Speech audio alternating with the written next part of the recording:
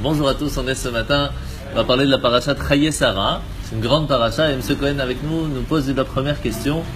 Comment ça se fait? Le premier verset, Vayecho et Sarah, voici la vie de Sarah et qui a donc vécu jusqu'à 127 ans. Sauf que c'est pas écrit qu'elle a vécu jusqu'à 127 ans, c'est écrit qu'elle a vécu jusqu'à 100, jusqu'à 20 et jusqu'à 7 ans. Pourquoi c'est séparé en 3? Pardon? Oui, enfin, Sheva, Vesri, ouais. Donc, la question elle est, pourquoi c'est séparé? Rachid nous donne tout de suite la réponse simple. En fait, lorsqu'une personne a 20 ans, elle peut être belle de deux façons. Belle physiquement, mais aussi belle de façon à ce qu'elle n'a pas encore fauté. Parce qu'il faut savoir que jusqu'à 12 ans pour une fille, jusqu'à 13 ans pour un garçon, on n'a pas de Yetzara Tov, on n'a pas de bon penchant. On n'a qu'un mauvais penchant. Ce qui fait que chaque fois qu'on fait une bêtise, c'est pas vraiment de notre faute. Ça s'appelle des bêtises d'enfants. À partir du moment où on devient bar ou bat mitzvah, on commence à recevoir le bon penchant, donc on a le choix. Mais c'est pas encore vraiment sur notre tête. Pourquoi? Parce qu'on vient de commencer à apprendre à vivre avec le bon penchant. Donc c'est les parents qui doivent encore nous éduquer jusqu'à 20 ans. À 20 ans, on prend nos responsabilités. À ce moment-là, une personne peut être jugée. Je pensais qu'après la bar mitzvah, voilà, vous allez avoir une responsabilité de Zach qui revenait à l'enfant. Alors, une certaine partie, ça veut dire... C'est pas ça? Non. C'est qu'il vient de recevoir le bon penchant, ce qui fait qu'il est responsable de faire le choix entre le bon et le pas bon. Mais il ne sait pas faire. C'est pas encore lui qui a tout. Qu'à partir de 20 ans, on peut juger une personne. Parce qu'avant 20 ans, c'est encore un enfant. C'est pour cela que l'éducation continue jusqu'à, de toute façon, toute la vie. Mais jusqu'à 20 ans, les parents doivent apprendre à l'enfant à être responsable. C'est-à-dire que même s'ils ont les responsabilités à partir de 13 ans pour un garçon, 12 ans pour une fille, ils ne sont pas encore responsables. Du tout.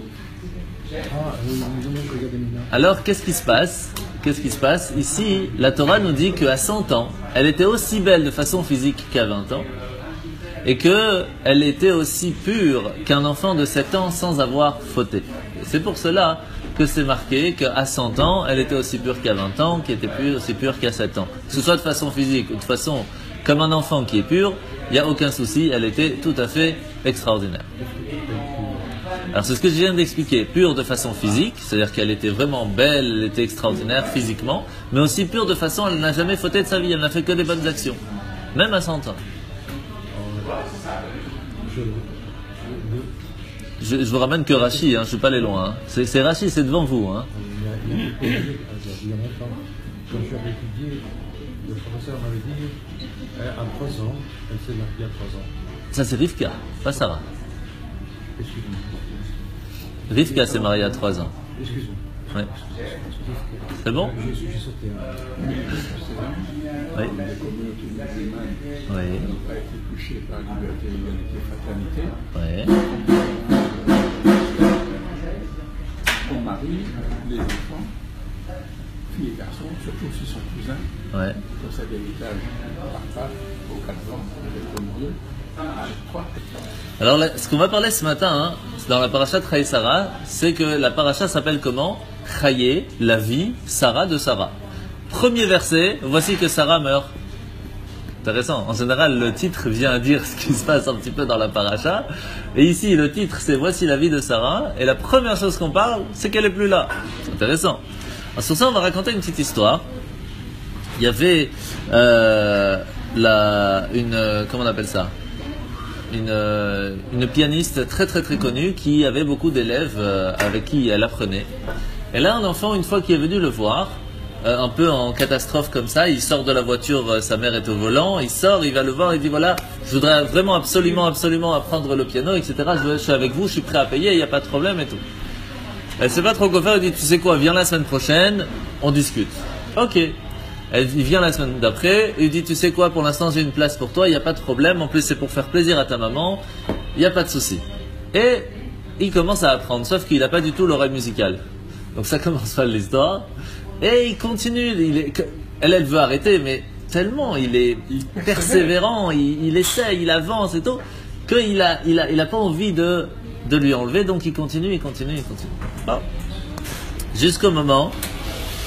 Bonjour. Jusqu'au moment où il va arrêter de venir au cours. Et elle se pose la question, qu'est-ce qui se passe? Et donc, elle attend, et puis au bout d'un moment, qu'est-ce qui se passe? Elle se rend compte que sa maman est partie de ce monde. Attends, je vais finir avant de parler de ça. Qu'est-ce qui va se passer? Elle lui dit, viens s'il te plaît, on va faire un concert maintenant de Mozart. Chaque élève va montrer ses talents. Tu es invité à venir. Et il dit, il n'y a pas de problème, je vais venir. Mais elle lui dit, fais attention, je sais que ton niveau n'est pas très bien. Là, c'est un concert devant tout le monde, tu as vraiment intérêt. Elle lui dit, il n'y a pas de problème. Je voudrais que ma mère puisse profiter et entendre ma musique. Et il vient. Et il fait ça de façon, mais alors, extraordinaire, à un point que tout le monde se lève. La salle étant... C'est vraiment... Voilà, on lit, c'est vraiment quelque chose d'extraordinaire. Et là, il prend le micro, il explique, voilà, je voudrais dédier cette chanson à ma mère qui, pour la première fois, m'a entendu faire du piano. Parce que toute sa vie, elle était sourde. Mais maintenant qu'elle est plus de ce monde, maintenant, elle m'entend de là-haut. Et je sais qu'elle est contente de pouvoir entendre ma musique. Alors vous savez, cette histoire, elle est un peu difficile parce que on a toujours cette question qui se pose depuis très très très longtemps. Est-ce que notre cher et tendre qui peut se trouver là-haut de notre famille, est-ce qu'il nous entend? Bonjour Gabriel. Est-ce qu'il nous entend? Est-ce qu'il nous écoute? Est-ce qu'il sait que ça me fait de la peine de ne pas pouvoir être avec lui? Est-ce qu'il ressent mes douleurs? Est-ce qu'il m'aide de là-haut? C'est des questions qui sont très difficiles et qu'on se pose tout le temps. Alors, il y a bien sûr une autre question qui est très simple et très connue, c'est est-ce qu'on peut vraiment faire quelque chose, nous, pour la personne qui se trouve là-haut? Est-ce que nous, on a un certain pouvoir par rapport à cela? Sur ça, on voit que, comme on a dit, la paracha s'appelle Chaye Sarah, la vie de Sarah. Et pourtant, la première chose qu'on parle, c'est qu'elle n'est plus là. Alors comment ça se fait qu'on parle que le titre c'est sa vie? En plus de ça, on voit que Rabbeinu Yona, c'est un grand rabbi. Hello, salut, ça roule? Ça va bien? Forme? Planète? Ça va super. Chef? Installe-toi. Ouais, pas de soucis. Ouais, non, c'est chill. Si, la semaine dernière, mais encore plus. Alors,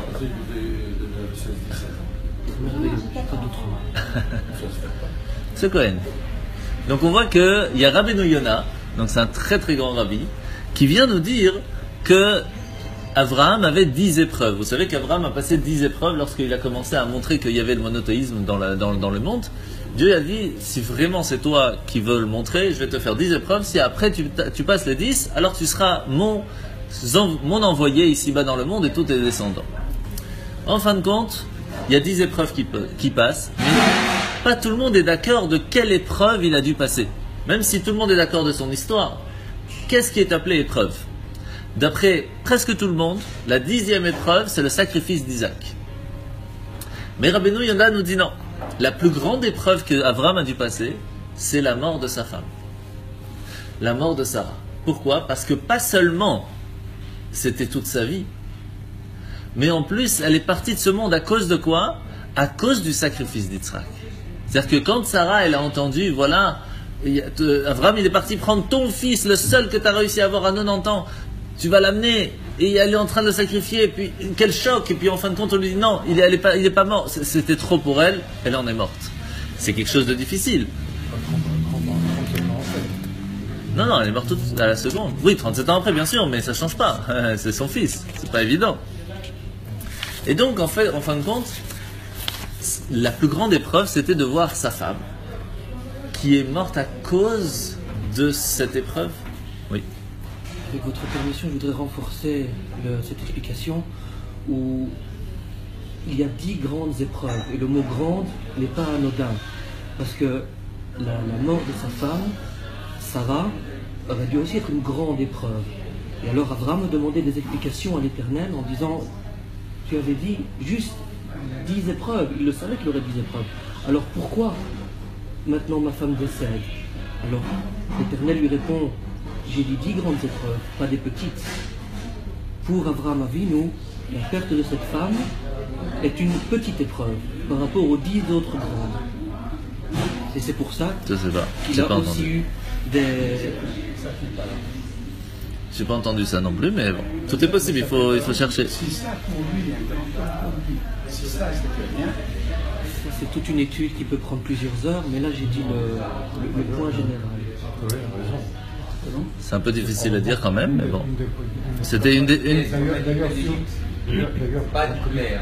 pour contredire, Oui, bien sûr, bien sûr. dans le sens de notre ami Cohen, il prit Rebecca, donc, Ouais. que pour femme, il l'aima et il se conserva auprès de sa mère. Exactement.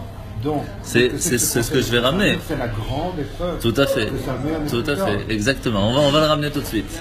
Donc en fait, il est prêt, M. Wellner, hein, ça rigole pas. Hein. Il vient avec les armes. Hein. il pardonne rien. Attention. Alors.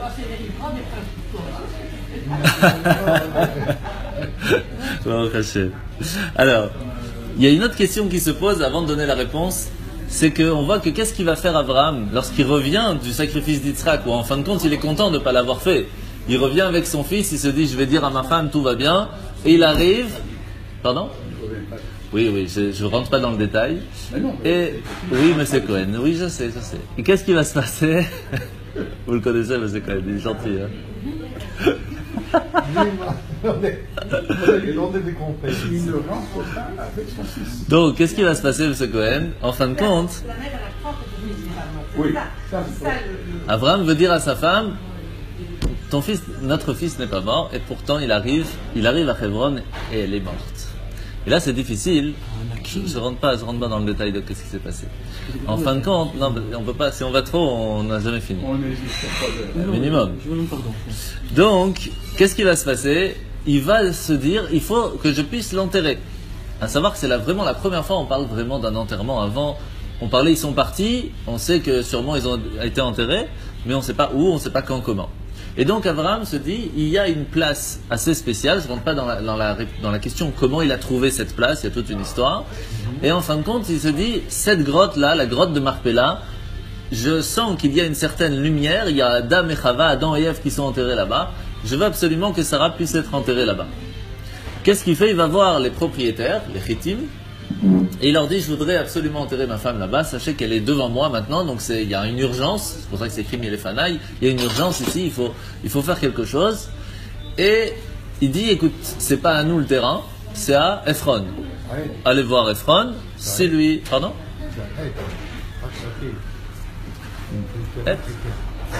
À Ephron. Au Ephron. Le Chitéen. Et donc, bonjour. Tout va bien? Devant les enfants. Oui, donc qu'est-ce qu'il va faire? Il va voir les Chitéens, donc les Chètes, et il va leur dire, je veux absolument enterrer ma femme là-bas, mais c'est Ephron à qui ça appartient. Il va voir Ephron, il dit, tu sais quoi? Je te le donne gratuit le terrain. Il dit, non, je te l'achète. Pièce comptante. Ah, si déjà tu me l'achètes, je vais te faire payer, mais comme il faut. 400 pièces. Énorme, un prix énorme. Et il achète. Il dit rien. Mais ça aussi, c'est une épreuve. Pourquoi c'est une épreuve? Parce que quelques heures avant, entre guillemets, quelques années avant, Hachem il dit à Abraham, tu vois tout le pays là? C'est à toi. C'est-à-dire qu'il va dans son pays, dans la partie qui lui appartient, et il dit, je voudrais t'acheter. Mais c'est à toi. Et il dit rien. Il baisse la tête, il dit, je voudrais t'acheter, je veux que ce soit à moi, de façon à ce que le monde entier, pas que Dieu qui sache, que le monde entier sache que cette partie c'est à moi. Personne pourra un jour venir me dire que la ville de Hebron n'est pas aux Juifs. J'ai acheté. À ta descendance. Oui, ça change pas, quand même. Donc, qu'est-ce qui... Ça, donc c'était à Yitzhak, donc Yitzhak aurait pu enterrer sa mère là-bas, c'était à lui, c'est la même chose. Moi, je veux dire, par exemple, si on prend le restaurant et que dit le restaurant est au fils de quelqu'un. Oui, mais c'est pas- Yitzhak, c'est pas le- voilà, Yitzhak aurait pu enterrer sa mère là-bas, si c'est à lui, c'est à lui. Bon. Ça y est. Donc on voit que l'épreuve elle est encore plus dure parce que M. Wellner elle ramène tout exactement ce que j'allais dire tout de suite. En plus, il se baisse à un niveau énorme parce qu'il dit je ne suis qu'un étranger parmi vous, ce n'est pas ma terre entre guillemets, donc je veux absolument l'acheter. Et pourtant, c'était à lui. À ce moment-là, Hachem va lui dire, c'est comme ça que le Midrash raconte, qu'il va lui dire, puisque tu t'es rabaissé, toi tu t'es rabaissé à ça, alors souris, Chier, Shani Asimcha Adon Venasi Aleim. Tu seras toi le boss de tout le monde. Donc Abraham a été prêt à se rabaisser, à prendre son épreuve, en disant à Dieu, écoute, pourquoi tu m'as fait ça? Il dit pas ça, il dit pas, qu'est-ce que je fais maintenant, pourquoi, rien. Il va, il s'abaisse, il dit, c'est Dieu qui a voulu, je veux pas savoir comment, pourquoi. J'ai fait ce qu'il faut pour l'enterrer comme il le faut, de façon à ce que je n'ai pas de problème. Et ça, c'est quelque chose qui n'est pas du tout facile. Sur ça, hein, on voit 3 détails très importants qui vont renforcer la question qu'on a posée tout à l'heure. Premièrement, on voit que Sarah meurt et elle est enterrée. Et qu'il y a toute l'histoire où Abraham va se rabaisser pour pouvoir l'enterrer. Donc on ne parle pas de la vie de Sarah. Numéro 2. Ici, qu'est-ce qu'il va faire? Comme vous avez ramené tout de suite après, comment il s'appelle? Yitzhak va en fin de compte se marier avec Rivka et va dire, ça y est, maintenant ma mère est partie, je peux me consoler et parce que je me suis remarié. Parce que je me suis marié. Hello. Va bien? Va bien? Ok. Donc, ça c'est le numéro 2, que, en fin de compte, on voit vraiment que la vie de Sarah se termine lorsque Yitzhak se marie. La vie de Sarah se termine lorsque Yitzhak se marie. Il dit, ça y est, j'ai fini de pleurer ma mère, je me suis marié, c'est bon. Donc, il n'y a vraiment plus la vie de Sarah. Et numéro 3, on voit que Abraham lui-même va se remarier. Il va se marier avec Keturah. C'est comme s'il dit, ça y est, ma femme est partie, je peux me marier avec une autre. Ça veut dire vraiment la vie de Sarah c'est fini. Alors comment on peut appeler toute la paracha sur la vie de Sarah alors que c'est là où on parle qu'elle est plus là? On parle plus d'elle, on pense plus à elle, on l'a consolée, c'est finito. Je vais voir avec le chef. En tout cas, c'est difficile à comprendre. En tout cas, oui, ah, bien sûr, mais la question se pose comment on n'aurait pas dû appeler la paracha comme ça en tout cas. Tout à fait. Tout à fait. Il a eu encore des enfants. Encore 6 enfants. Oui. Alors, en fait,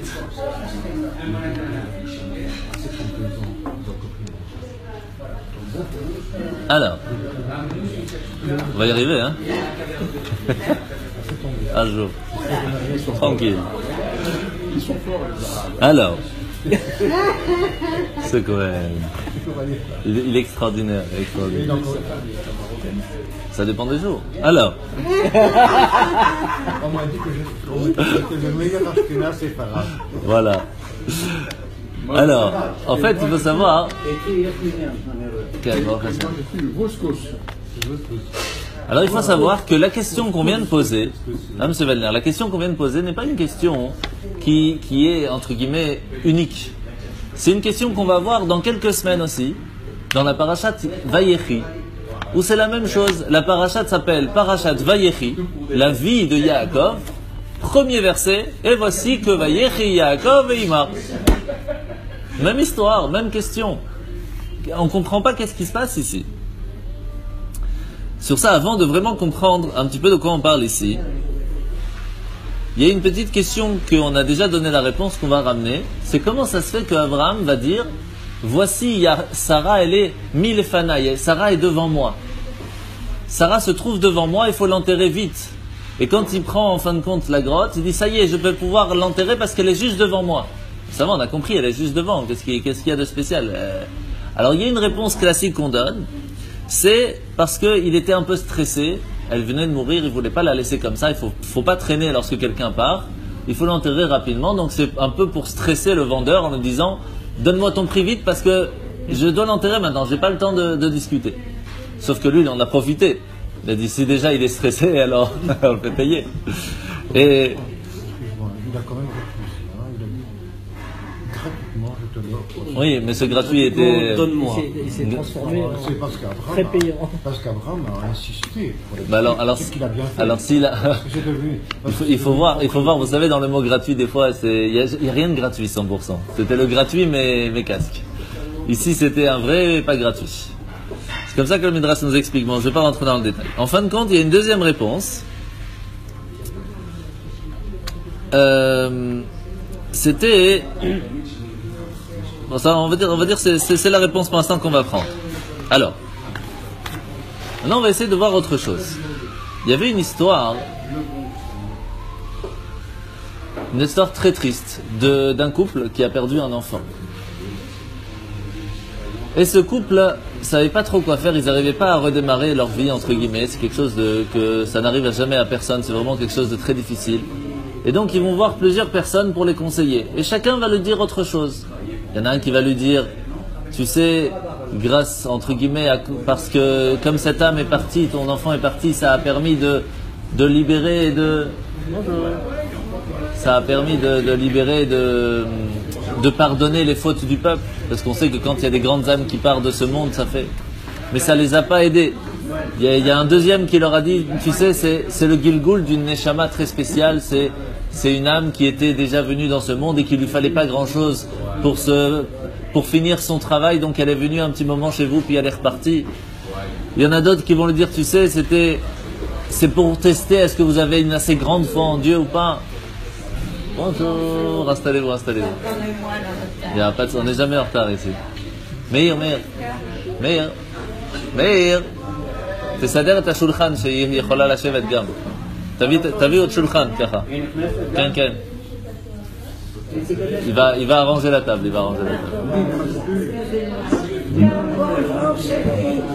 Non, mais il va arranger la table. Ah, il va se mettre la main. Ok, très bien.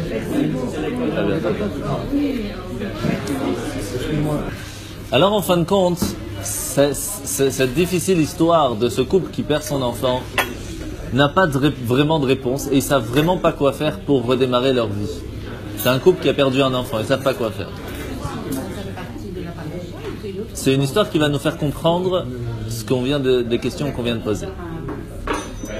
Et donc en fait, qu'est-ce qu'ils vont faire? Ils vont aller voir le rabbi de Lubavitch, que vous avez sûrement déjà dû entendre parler. Le rabbi de Lubavitch va leur dire, écoutez, quelle est votre histoire? Et ils racontent la perte de leur enfant. Et en même temps qu'ils racontent, ils pleurent. Et le rabbi de Lubavitch pleure avec eux. Et il pleure avec eux. Et rien que ça déjà, ça va leur donner une certain baume au cœur de savoir qu'ils ne sont pas seuls à pleurer. Mais l'histoire, ce n'est pas fini. Le rabbi va leur dire, imaginez que votre fils va déménager dans une autre ville et qu'il ne peut pas venir vous voir. Est-ce que ça aurait été difficile pour vous, ce serait possible pour vous de vivre comme ça? Il dit, ça aurait été difficile, mais on aurait pu vivre. Il dit, mais imaginez que je vous dis que vous pouvez quand même lui envoyer plein de choses. Des valises avec du thon mayo, des crackers, plein de choses. Est-ce que vous allez envoyer des choses? Bien sûr. Alors le rabbi leur dit, sachez que votre enfant a déménagé, mais dans un endroit plus spirituel. Et là-bas, vous pouvez lui envoyer plein de choses. Chaque fois que vous allez faire un kaddish, chaque fois que vous allez faire une petite étude, chaque fois que vous allez faire une bonne action, ça va lui envoyer des caisses de pouvoir survivre là-haut. Et ça leur a donné la possibilité de redémarrer pour savoir quoi faire, pour pouvoir aider leur fils qui était dans le ciel. En fin de compte, ce qu'on apprend de cette histoire, c'est une phrase très importante. Amavet ou losafakiyum. Ça veut dire, la mort n'est pas une fin en soi. C'est simplement le début d'une autre vie. Ce n'est pas la fin de quelque chose, c'est simplement le début d'une vie plus spirituelle. Ce qui fait que, pour pouvoir comprendre ce que c'est la mort, le départ de ce monde, il faut d'abord comprendre c'est quoi la vie. Mais très souvent, on se trompe dans ce que c'est la vie. Parce que, comment est-ce qu'est venue la vie? Adam a été créé, et il est écrit, Vayetzer Hashem Elokim et Adam afar min Adama. Dieu va prendre et va former l'homme, ou l'humain entre guillemets, avec de la terre. Vaipach be'apav neshmat chaim, il va lui insuffler une âme de vie. Ce qui veut dire qu'entre un corps et une autre, il n'y a pas tellement de différence. La différence d'une personne à une autre, c'est son âme, c'est lui. Nous ne sommes pas le corps, nous utilisons le corps en tant que robot, entre guillemets, pour pouvoir vivre et agir dans ce monde. Ce qui fait qu'ici on a trois choses. Entre guillemets, on en a deux, mais en fait il y en a trois. Il y a le corps, il y a l'âme qui nous permet de vivre, et il y a l'âme qui est une partie de nous-mêmes qu'on appelle la neshama. Ce qui est encore un autre niveau, mais on ne va pas rentrer dans le détail, c'est plus kabbalistique. On va pas rentrer trop dans le détail. Donc en fin de compte, on voit ici que lorsqu'on va prendre même le plus grand des téléphones portables, avec Siri ou Android, ce que vous voulez, il n'y a pas de différence, et que vous parlez avec lui, vous pouvez faire plein de discussions. Mais est-ce que ça veut dire qu'il a une âme? Est-ce qu'il peut avoir un ressenti? Il peut vous dire j'ai mal, je suis pas content, etc. Mais est-ce qu'il peut ressentir quelque chose? Non. Un corps, c'est la même chose s'il n'a pas d'âme. Salut Mickaël. Ah, c'est toi. Mais la table, il faut mettre la table, comme ça il y a plus de place. Ouais, ramène la table. Et donc, en fin de compte, même la plus grande intelligence artificielle ne peut pas ressentir des émotions. Ça, ce n'est qu'une personne vivante. Mais ça veut dire quoi, vivante? Vivante, ça veut dire qu'elle a une âme. Ce qui fait que ce qui vit, c'est quoi? C'est pas le corps, c'est l'âme. Vous savez, il y a une histoire avec l'Admor Azaken, donc c'est le rabbi qui a fondé la Chassidut Lubavitch Rabban, qu'une fois il a demandé à son fils de venir, qui s'appelait Rabbi Menachem Mendel, le Tzemar Tzedek, il va lui dire où est-ce qu'il est, papy? Alors il va lui dire il est là. Il dit non, ça c'est mes cheveux. Alors il est là, non, ça c'est ma tête. Ah non, il est là, non, ça c'est mon ventre. Il est où, papy? Alors c'est là, non, ça c'est mon ventre. Non, ça c'est mes pieds, ça c'est ma main. Alors il est où, papy? Il n'a pas su donner la réponse en fin de compte. Jusqu'au moment où il est parti jouer. Et il est tombé. Et il s'est fait mal. Et là, son papy, il va courir et il va le prendre dans les bras. Il va lui dire il est là, mon papy. Mon papy, c'est pas un corps. C'est la personne qui vient, qui va renforcer, qui va donner de l'émotion, qui va aider, qui va aimer. Ça, c'est le papy. Ce qui fait qu'en fin de compte, maintenant qu'on a compris ça, la personne elle-même, le corps, ce n'est qu'une enveloppe. Et si le corps n'est qu'une enveloppe, la vie, c'est autre chose. Le corps et l'âme, ce sont deux choses qui sont bien séparées, qui descendent dans ce corps pour vivre ici-bas ensemble, mais c'est deux choses bien séparées. Et la seule chose qui se passe lorsque la personne sort de ce monde, c'est la séparation du lien qui s'est fait au début de la vie. Au début de la vie, l'enfant, lorsqu'il va naître, son âme se rentre à l'intérieur du corps, ils vont vivre ensemble pendant un certain moment, un moment limité. Et lorsque cette âme aura fini son travail sur terre, elle va repartir à sa source. Ce qui fait qu'à ce moment-là, la vraie vie commence, entre guillemets. La vie de l'âme, elle a deux vies. Mais le corps, ce n'est qu'une enveloppe. Pardon ? Je vais juste finir d'abord, une seconde. Mais la grande nouveauté que la Torah nous apprend, et ça c'est quelque chose d'assez extraordinaire, c'est que la Torah nous apprend dans cette paracha que l'âme n'est pas seulement vivante dans le monde spirituel, mais même après son départ dans ce monde, elle reste attachée à ce monde. Elle reste attachée à ce monde. Comment ? Parce que chaque action que ses enfants vont faire, ou que les enseignements qu'elle aura donnés pendant sa vie vont avoir un certain effet, ça va avoir une action, ça va avoir un effet bénéfique ou néfaste par rapport à ce qui va se passer sur lui-même et sur le monde. Ce qui fait que la personne continue de vivre à travers qui ? À travers ses enfants. Et c'est quoi ces enfants ? C'est les bonnes actions que ces enfants, ces petits-enfants, ces petits-petits-enfants vont faire, ou à l'inversement, des choses néfastes qu'ils leur ont appris et qui vont continuer. Ce qui fait qu'en fin de compte, une personne, son âme va vivre encore et toujours, tant que les enseignements de cette personne continueront de vivre. Et on le voit bien parce que lorsqu'une personne part de ce monde, on ne dit pas « Oui, c'était quelqu'un qui a fait le tour du monde, c'est quelqu'un qui a fait un super business », on ne parle pas de ça lorsqu'on l'enterre. On dit « C'est quelqu'un qui a fait des bonnes actions, qui a donné un certain enseignement, qui va continuer de vivre », parce que c'est ça. C'est ça en fin de compte la vie d'une personne. Mais il faut même de temps en temps. Bien sûr, bien sûr. Non, pas dit il faut mentir, il faut arranger la vérité pour faire plaisir à la famille parce qu'il faut les consoler. Donc c'est quelque chose de difficile. Mais ça c'est un cas spécial. C'est comme pour faire la paix entre un couple, on a le droit de changer un peu la vérité. En lui disant, tu sais, j'ai parlé avec lui, il m'a dit que franchement il est désolé, il veut vraiment faire la paix. Et on va voir l'autre, on lui dit, tu sais, il faut vraiment faire la paix, il m'a dit qu'elle était très désolée. Même si c'est pas vraiment vrai, mais si ça peut permettre de faire la paix entre deux personnes, ça vaut le coup de changer. Attention, j'ai pas dit mentir, hein. J'ai pas dit mentir, hein. Il faut faire attention avec le mot. Changer la vérité. Changer la vérité. Ou arranger, si vous voulez, la vérité. Je vais te dire une chose. J'ai une phrase qui me revient et que j'aime beaucoup. Ne meurt que ceux qu'on oublie. Exactement, ne meurent que ceux qu'on oublie. C'est exactement ça. Ne meurt que ceux qu'on oublie. Si le souvenir reste, on le transmet aux enfants, on le transmet aux enfants, etc. Et si on ne le transmet pas, c'est fini. Alors là, vraiment, c'est...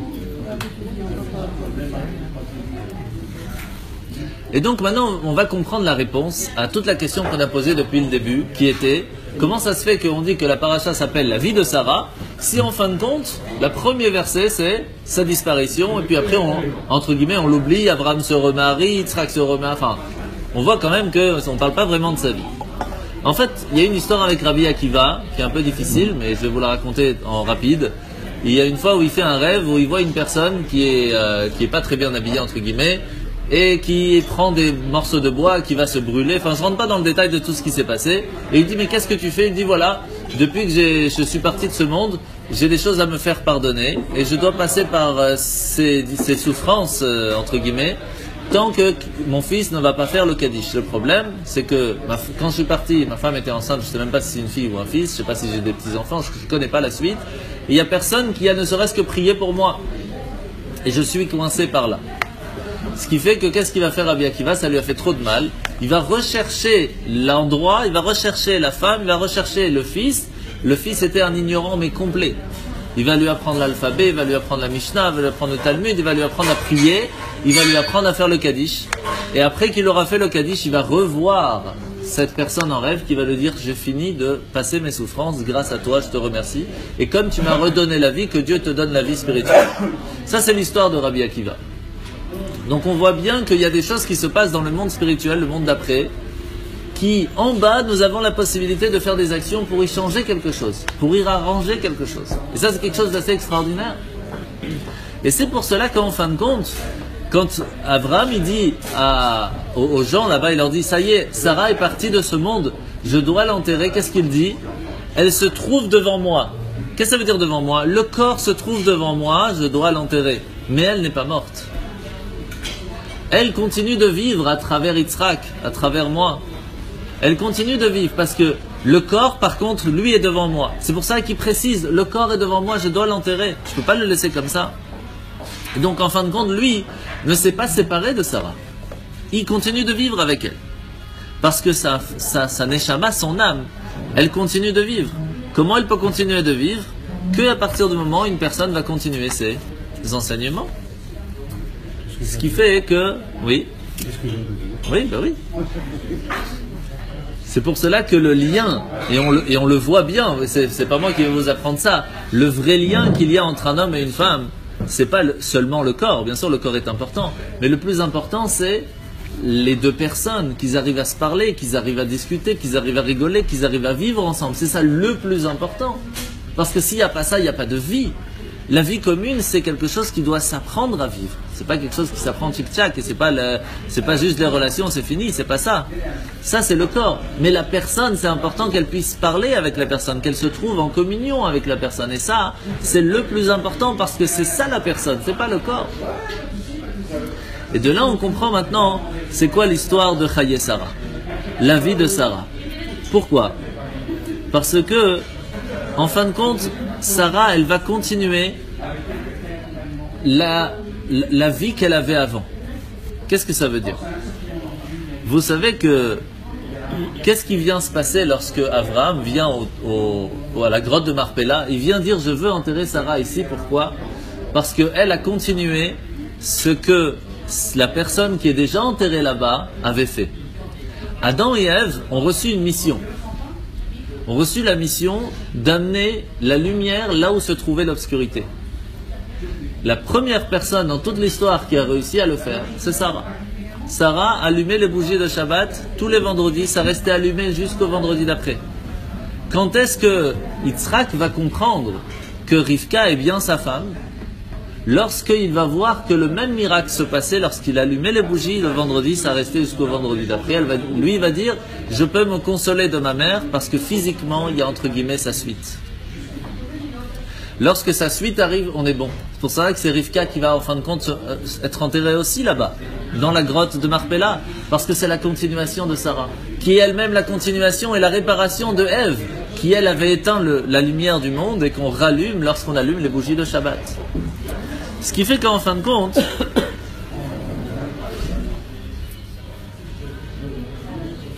Abraham, qu'est-ce qu'il va faire? Il va se remarier. Il va se remarier. Avec qui? Avec Ketura. C'est qui Ketura? Pourquoi on l'appelait comme ça? Parce que c'était une femme bien, qui était comme les Ketoret. Les Ketoret, c'est les encens qu'on faisait dans le temple. Et c'est la partie la plus jolie que Dieu aimait lorsqu'on était dans le temple. Pardon. Et donc, elle faisait, entre guillemets, plaisir à Dieu de la même façon. Ce qui fait qu'à ce moment-là, Abraham il dit, même si j'ai retrouvé une femme, c'est pas pour oublier Sarah. C'est pour continuer ses enseignements. Et la preuve, c'est que la femme que j'ai prise, c'est une femme qui fait plaisir à Dieu. Alors sur ça, il y a plusieurs midrashim en disant que Agar venait d'Ishmaël, Agar venait de Ham, Ketura venait de Yaphet, et Sarah venait de Shem. Et ça a permis en fait d'Abraham d'avoir des enfants des 3 fils de Noach. Ce qui a permis de commencer en fin de compte à partir de là le début de la suite du monde. Ketura était Agar. Oui, c'est ça. C'est pour ça que ce midrash est en contradiction avec l'autre. Il y a deux choses. C'est le Midrash raconte ça, où vraiment, Ketura, c'était Agar. Alors, le midrash le plus connu. Moi, qui me connais, Oui. j'ai beaucoup de certitude. Alors, c'est ce que je vous dis. Le midrash le plus connu, c'est de dire que Agar, c'était Ketura. En fait, il faut savoir qu'Agar, la mère de Ishmaël, l'ancêtre des musulmans, était une princesse égyptienne qui a dit, je préfère être servante chez Abraham que d'être princesse dans des bêtises d'idolâtres. Et c'est quand même quelque chose de pas évident. Ce qui va permettre et donner une certaine bénédiction à ses descendants, à Ishmaël, d'être un grand peuple. C'est pas rien du tout. Mais, étant donné qu'elle va faire quand même quelques bêtises, ça va perdre de sa force, et donc elle va pas gagner ce qu'elle aurait voulu gagner. Mais elle va faire teshuva à la fin de sa vie, et on va l'appeler Ketura, parce qu'elle va faire teshuva en fin de compte à la fin de sa vie. Comme ça raconte la Torah. Alors maintenant on va finir. La Torah. Magnifique. Tout est la Torah, monsieur Clay. Est-ce que ce n'est pas un peu discriminatoire? Pourquoi? Le traitement de Agar. Qu'est-ce que vous en pensez? Oui, je trouve que c'est un peu discriminatoire. Comme ça. Oui? Attends, je vais répondre aux gens. Alors, vous savez, Abraham a dit exactement la même chose que vous. Abraham a dit à Sarah, comment tu veux que je la renvoie? C'est quand même ma femme, entre guillemets, un petit peu. Elle a eu mon enfant. Comment je peux l'en renvoyer? Et Sarah lui dit, c'est vrai qu'en soi, tu as raison. De façon physique, c'est pas possible. Mais on a un problème ici. Parce que il a une mauvaise influence, Ishmaël, avec Yitzhak. Il était prêt à le tuer, tellement il était jaloux, il jouait avec lui avec des flèches, et lui dit, mets-toi là, je vais lancer la flèche. Il a dit, je peux pas laisser faire des choses comme ça. Donc quand il y a un problème de vie ou de mort, il faut faire un choix. Merci. Et donc là, c'était un problème, c'est pour cela qu'il a renvoyé, en fin de compte, Agar. D'accord? Il avait une question. Non? Ah, alors prends juste les petits points. Quand Abraham est diminué, Ouais. né par Isaac et Ismaël. Oui. Donc ça montre comme quoi que même s'ils n'étaient pas d'accord, il y a eu des terrains d'accord pendant longtemps. Ah oui, bien sûr. Il n'y a pas eu disons, des batailles. Non, mais c'est sûr et certain. Si, ça Sûr et montre certain. que c'était bien de frères et que Ah oui, un oui. et l'autre étaient en rapport ensemble. Mais on n'a pas dit qu'ils se battaient tout le temps. Si Ismaël se trouve en Égypte ou en Arabie Bien Saoudite, sûr, bien sûr, bien sûr. combien de temps il faut qu'il revienne pour rentrer son père? C'est sûr. Non, mais je vais vous dire mieux. Non, mais je vais répondre à sa question parce que, écoutez, peut-être ça va répondre à ce que vous pensez aussi.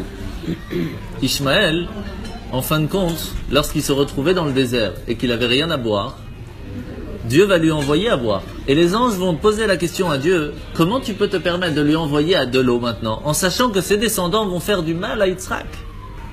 Et qu'est-ce qu'il a répondu? Aujourd'hui, Ishmaël est quelqu'un de bien. Je le juge par rapport à ce qu'il est aujourd'hui. Donc Ishmaël était quelqu'un de bien en soi, il faisait des bêtises aussi. Mais c'était quelqu'un de bien, il avait quand même l'enseignement d'Abraham. Attention, hein, c'est pas... Il vivait dans la maison d'Abraham, c'était pas...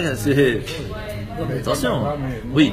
Monsieur le rabbin, qu'est-ce qui est plus important, aimer avec son cœur ou aimer avec son âme? D'après vous? C'est la même chose? Non, c'est pas la même chose. Aimer avec son cœur ou avec son âme, c'est pas la même chose. Aimer avec son cœur, ça veut dire que si j'aime quelque chose, alors je vais le faire. Si j'aime pas, je le fais pas. Quand on écoute son âme, on doit écouter ce que Dieu nous dit. Qu'est-ce que c'est l'âme? Ce qui fait qu'on a d'autres priorités. C'est pas exactement la même chose. C'est pas exactement la même chose. Alors, et on va finir. Vous pouvez déjà commencer à manger si vous voulez, mais je vais finir. En fin de compte, qui est Sarah? Sarah, la femme d'Abraham, va avoir Yitzhak. Le peuple juif va venir de qui? De Sarah. Vous êtes d'accord avec ça? Le peuple juif vient de Sarah. Tout à fait. Ce qui fait qu'en fait, lorsque Abraham va se marier avec Ketura, c'était pas pour dire voici la fin de Sarah. C'est exactement l'inverse. Parce que qu'est-ce qui va se passer avec les enfants avec Ishmaël, avec les enfants de Ketura, 6 enfants encore? Il va dire comme ça, voilà ce que je vais donner à Ishmaël, d'être un grand peuple, etc., etc. Voilà ce que je vais donner aux enfants de Ketura, plein de cadeaux. Mais à Yitzhak, je lui donne ma destinée. Je lui donne la suite. C'est ce qui fait qu'en fin de compte, lorsque Abraham va se marier avec Ketura, même s'il a d'autres enfants, il met bien à part en disant la continuation de Sarah, elle existe et elle continue de vivre dans Yitzhak. Ce qui fait que c'est vraiment comme ça qu'on montre la continuité de la vie de Sarah. Et c'est pour cela que la paracha s'appelle la vie de Sarah. Parce que sa continuation de vie, de sa vraie vie, son âme, continue de vivre encore et toujours en nous. Et c'est pour cela que, vous savez, sûrement vous avez déjà entendu parler du roi David. Tout le monde, sûrement. Le roi David, on va en parler en plus dans la Haftara. Puisque à la fin, c'est écrit que les gens ont dit Yechi Adoni Amelech David Leolam, que vive le roi David pour toujours. C'est pour cela qu'on chante la chanson David Melech Israël, Chai Vekayam. Mais il n'est pas vivant. Comment on peut chanter et dire David est toujours vivant? Parce que tant qu'on continue encore sa façon de vivre, eh bien, il est vivant en nous. Et le roi David et Sarah nous apprend quoi? Tant qu'on continue de cette vie d'être un berger pour le peuple, comme le roi David, ou d'être quelqu'un comme Sarah qui s'est donné à 100% pour aider ses enfants, pour aider les gens qui étaient autour, comme Abraham qui avait ouvert un hôtel gratuit, qui avait donné à chacun, tout ça pourquoi? Pour que les gens puissent faire une bénédiction. Eh bien on a tout gagné, parce que c'est ça en fin de compte la continuité de Sarah. Et de la même façon que Abraham et Sarah ensemble ont ouvert un hôtel gratuit où les gens pouvaient manger, et la seule chose qu'ils leur demandaient, vous savez c'était quoi? C'était pas de dire merci à celui qui avait offert le repas. Par exemple, on est au restaurant là, on pourrait dire merci à Milko et à Hanita de nous offrir le repas. Mais ils nous demandent de faire quoi? De dire merci à Dieu.